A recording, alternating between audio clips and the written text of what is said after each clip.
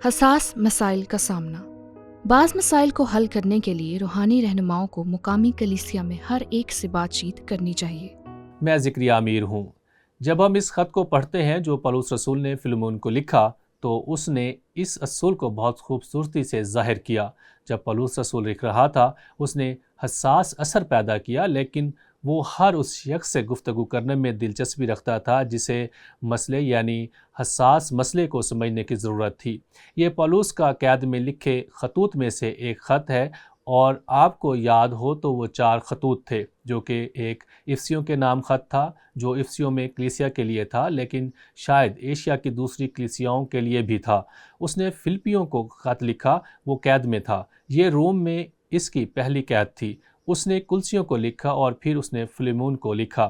اب دلچسپ بات یہ تھی کہ فلیمون کلسے میں رہتا تھا، تو آپ کے پاس ان 2 سالوں کے دوران ایک خط ہے جو پولس نے کلسے کی بڑی کلیسیا کو لکھا، لیکن ہمارے پاس یہ خط بھی ہے جو پولس رسول نے کلسے کی کلیسیا میں ایک فرد کو لکھا تھا، اور اس طرح یہاں اس خط کا آغاز ہے جس سے ظاہر ہوتا ہے کہ یہاں حساسیت اور علم تھا اور فلیمون اور اس کے خاندان کے ساتھ بہت اچھا تعلق تھا۔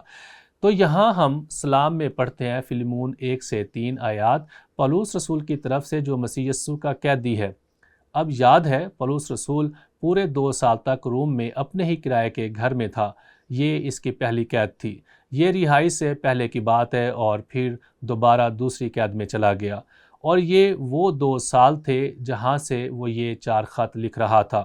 پولس جو مسیح یسوع کا قیدی ہے اور بھائی تیموتھیوس کی طرف سے، اور ظاہر ہے کہ تیموتھیوس پولس کے ساتھ تھا اور اس کی مدد کر رہا تھا، اس کی حوصلہ افزائی کر رہا تھا، اس کی خدمت کر رہا تھا، اور پھر وہ کہتا ہے اپنے عزیز اور ہم خدمت فلیمون۔ اس سے ظاہر ہوتا ہے کہ پولس رسول فلیمون کو جانتا تھا، تیموتھیوس فلیمون کو جانتا تھا، اور پھر وہ کہتا ہے اور بہن افیا شاید فلیمون کی بیوی تھی، اور جب آپ یہ پورا خط پڑھیں گے تو آپ اس کا اندازہ کر سکتے ہیں، وہ شاید وہی تھی۔ اور پھر وہ کہتا ہے اپنے ہمسپا ارخپس، کچھ ایسے ہیں جو یہ مانتے ہیں کہ یہ فلیمون کا بیٹا تھا، ہم اسے ثابت نہیں کر سکتے لیکن اس کا یہی مطلب ہے۔ اور پھر وہ کہتا ہے فلیمون کے گھر کی کلیسیا کے نام، دوسرے لفظوں میں فلیمون کا گھر تھا جہاں ایماندار ملتے تھے، شاید یہ کلسے میں واحد گھر تھا جہاں ایماندار ملتے تھے۔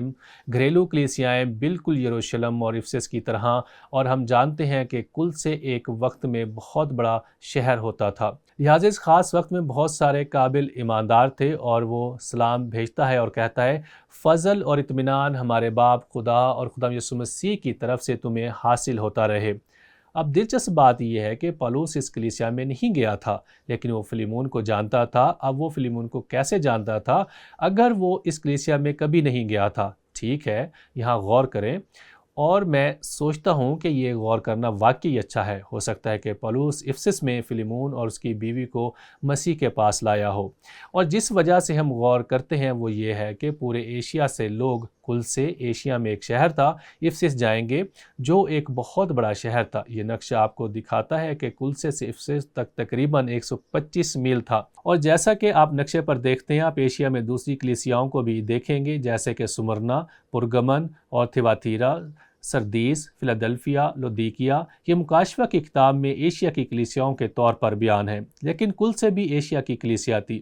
تو یہ ممکن ہے کہ فلیمون اور اس کی بیوی اور ہو سکتا ہے اس کا خاندان باقاعدگی سے افسس جاتے ہوں۔ اب یہ ایشیا کی تمام کلیسیاؤں کے بارے میں سچ تھا کہ وہ افسس جائیں گے۔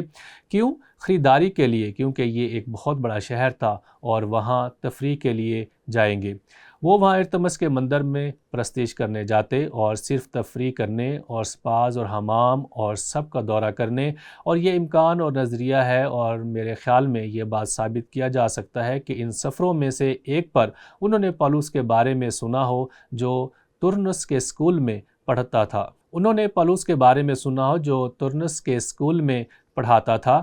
اب آپ کو یاد ہے کہ وہ ترنس کے اسکول میں گیا تھا اور اس نے 2 سال تک ہر روز پڑھایا تھا، اور ہم اعمال کی کتاب میں اس کے بارے میں پڑھتے ہیں۔ مثال کے طور پر یہاں اس کی ایک تصویر ہے جس کے بارے میں ان کا خیال ہے کہ ترنس کا اسکول اور اس اسکول میں پولوس کی روزانہ کی خدمت تھی۔ یہ 2 سال تک جاری رہا، یہاں تک کہ ایشیا کے تمام رہنے والوں، یہودی اور یونانی دونوں نے خداوند کا کلام سنا۔ تو ممکنہ طور پر یہ وہ جگہ ہے جہاں فلیمون اور اس کے خاندان نے خدا کا کلام سنا اور یسوع مسیح کے پاس آئے۔ اس کے باوجود ہم جانتے ہیں کہ یہاں ایک بہت اہم تعلق تھا، اور آپ اسے پولوس کی شخصی دعا میں دیکھتے ہیں، جیسا کہ وہ جاری ہے۔ سلام کے بعد خط کے تعارف میں وہ کہتا ہے، فلیمون، ہمیشہ اپنے خدا کا شکر کرتا ہوں اور اپنی دعاؤں میں تجھے یاد کرتا ہوں۔ یہ ہے تعلق۔ وہ فلیمون کو جانتا تھا، وہ کل سے کبھی نہیں گیا، لیکن وہ اس آدمی کو اور اس کے خاندان کو جانتا تھا۔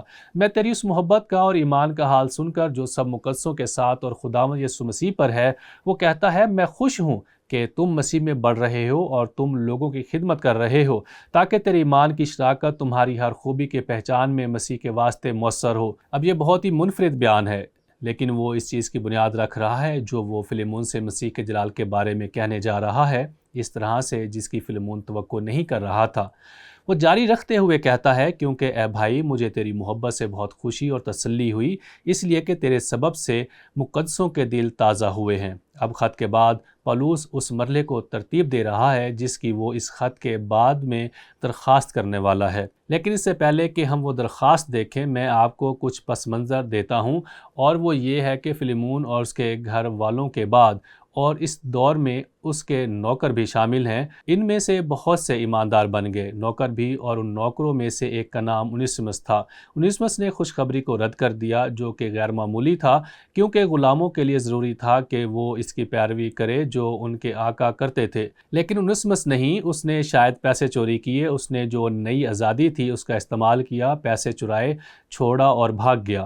کیا آپ یقین کریں گے، روم میں، جو کہ بہت میل دور ہے، اور خدا کے فضل میں وہ پولس رسول سے ملا، جو کہ اپنے ہی کرائے کے گھر میں قید تھا، اور پولس رسول اسے مسیح کے پاس لایا، اور یوں پولس اب ایک خاص حساس درخواست کے ساتھ فلیمون کو لکھ رہا ہے، اور یہاں آیت 15 اور 16 میں، کیونکہ ممکن ہے کہ انیسمس ہے تجھ سے اس لیے تھوڑی دیر کے واسطے جدا ہوا کہ ہمیشہ تیرے پاس رہے، مگر اب سے غلام کی طرح نہیں بلکہ غلام سے بہتر ہو، ایسے بھائی کی طرح جو نہایت عزیز ہو۔ دوسرے لفظوں میں پولس اس آدمی کو مسیح کے پاس لایا تھا، اور پھر پولس کہتا ہے، جو وہ انیسمس ہے جو اب تبدیل شدہ غلام ہے، جسم میں بھی اور خداوند میں بھی میرا نہایت عزیز ہو، اور تیرا اس سے بھی کہیں زیادہ۔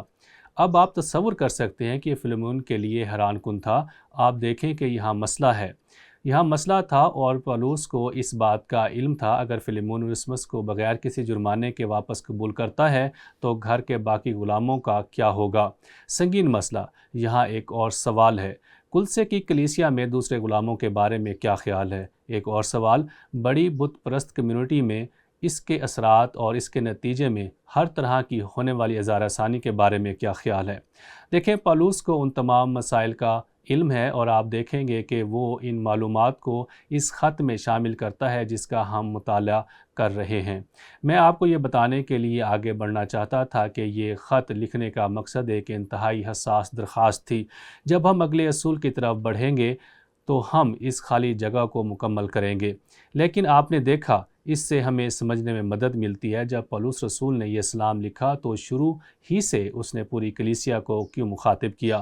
نہ صرف اس کے گھر میں کلیسیا بلکہ پوری کلیسیا، کیونکہ یہ ایک حساس مسئلہ ہے۔ اس سے یہ بھی پتہ چلتا ہے کہ اس نے خط میں فلیمون کی بیوی ایفیا کو کیوں مخاطب کیا، کیونکہ اگر اس کو ساری صورتحال سے آگاہ نہ کیا گیا تو فلیمون کو ایک بڑے مسئلے کا سامنا ہوگا، کیونکہ آپ دیکھتے ہیں نئے عہد نامے میں بہت سی بیویاں جب وہ غلام تھیں تو اس نے واقعی تمام غلاموں کی نگرانی کی۔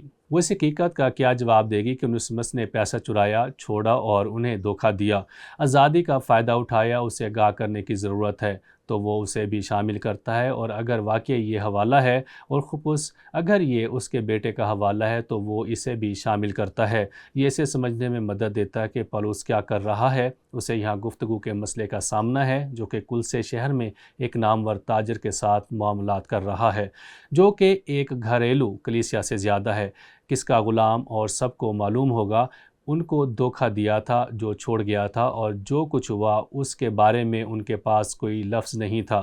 لہٰذا آپ اس نزاکت کو دیکھ سکتے ہیں جسے پولس ڈیل کر رہا ہے، اور جیسے ہم اس خط کا مزید مطالعہ کرتے ہیں آپ دیکھیں گے کہ کیسے یہ ہمیں مزید سمجھنے میں مدد دے گا کہ پولس کو کیوں اسے حساس طریقے کا سامنا کرنا پڑا۔ لیکن یہاں ایک غور طلب اور جوابی سوال ہے، وہ کون سے ذاتی مسائل ہیں جن کو آج بڑی مسیحی کمیونٹی میں حل کرنے کی ضرورت ہے؟ کن مسائل کو انفرادی طور پر حل کیا جانا چاہیے اور گفتگو کی سطح پر حل کیا جانا چاہیے؟ اور میں بائبل میں سے ایک آیت کا حوالہ دیتا ہوں جس کا حوالہ یسوع مسیح نے بھی دیا تھا۔ انہوں نے کہا کہ جب آپ کسی سے ناراض ہوتے ہیں تو آپ اس شخص کے پاس جاتے ہیں، اگر وہ نہ مانے تو آپ 2 یا 3 لوگوں کو لے جاتے ہیں، اگر وہ تب بھی نہ مانے تو آپ اسے کلیسیا میں لے جائیں۔ اور آپ کو وہاں یہ لفظ سمجھنے کی ضرورت ہے کہ چرچ کے لیے لفظ ایکلیزیا نئے عہد نامے میں کسی بھی مجلس کے لیے استعمال کیا گیا ہے، اور وہاں وہ غالباً بزرگوں کی مجلس کا حوالہ دے رہا ہے، پوری کلیسیا نہیں بلکہ بزرگوں کی مجلس۔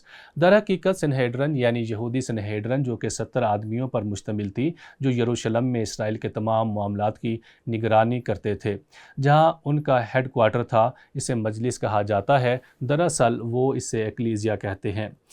افسس میں مجلس، بت پرستوں کی مجلس، جو ان کے زبردست ہنگامے کی وجہ سے بلائی گئی تھی، وہ ایکلیزیا کہلاتی ہے، یعنی مجلس۔ لہٰذا ہمیں بہت محتاط ہونے کی ضرورت ہے کہ ہم لفظ چرچ کس طرح استعمال کرتے ہیں، اور جب پولس کہتا ہے اسے چرچ میں لے جاؤ تو وہ غالباً مجلس کا حوالہ دے رہا تھا جو کہ روحانی رہنماؤں کی ہے۔ اب اس سوال کے جواب میں کوئی بھی مسئلہ جو پوری جماعت کو متاثر کرتا ہے، پوری جماعت کو کسی نہ کسی حساس انداز میں آگاہ کرنے کی ضرورت ہے۔ اب اس صورتحال میں پولس کے پاس کوئی چارہ نہیں تھا کہ وہ پوری مجلس کو مخاطب کرے۔